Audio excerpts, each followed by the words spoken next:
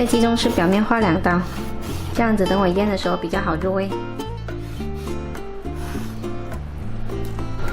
然后来切点蒜片，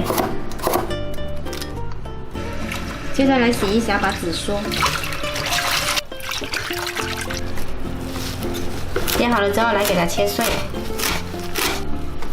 加到鸡中翅里面，再来加入1小勺盐，少许料酒，一点点食用油，抓均匀，然后腌制30分钟。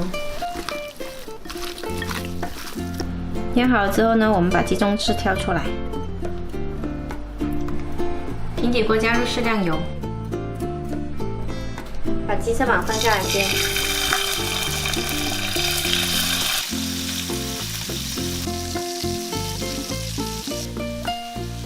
那一面金黄就给它发进外面，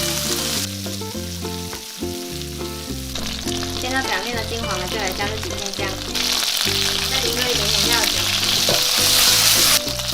接着淋入开水，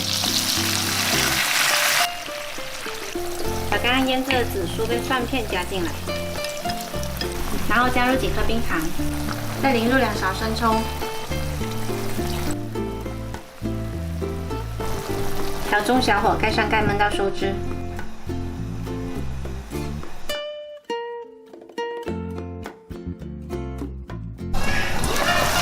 好了，汁差不多收干了，可以关火了。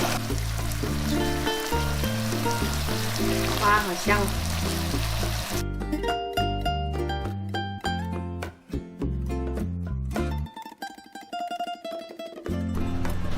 再来个紫苏点缀一下。今天这道紫苏焖鸡中翅呢，鸡中翅里面有浓郁的紫苏的香味，吃起来特别的过瘾。喜欢的话可以试一下。一味幾肉味？哎呦！有咧，識呢扎女士咧。哎，你有慢慢的